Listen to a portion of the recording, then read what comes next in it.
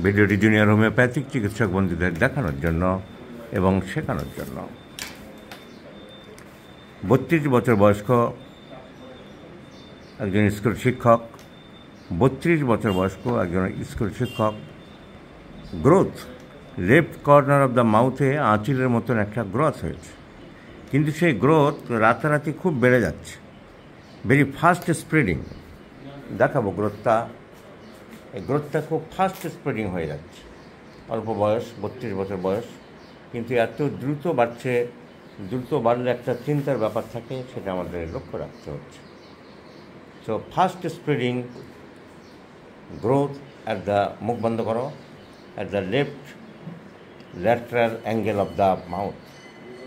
এখন অ্যালোপ্যাথি ডাক্তাররা গেলে ইমিডিয়েটলি বায়োপসি করাবে, বায়োপসি করবে আগে। সন্দেহ আছেই তো বটেই যে এত দ্রুত বাড়ছে কেন, করে অপারেশন সাজেশন করবে।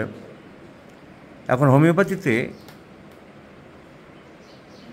এটি যে গ্রোথ, তার সাথে দেখা যাচ্ছে যে many মোল্ডস in the face, many মোল্ডস in the face.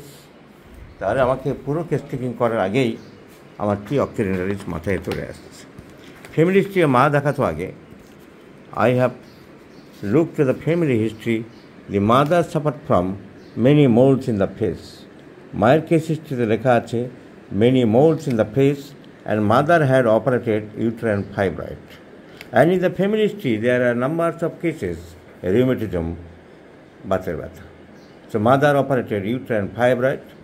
In the family history of mother's side, many persons suffered from rheumatism, and mother herself contained many moles in the face, and this patient having many moles in the face and fast wart-like growth, so the prescription is T. occidentalis 1 to 8 thrice in a day.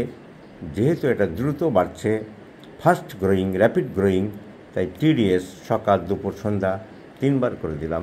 এই video যারা দেখছেন, এরকম একটা fast growing, দ্রুত বাড়া growth, যেটা ভয়ের উদ্রেক করে, লক্ষ্য রাখুন।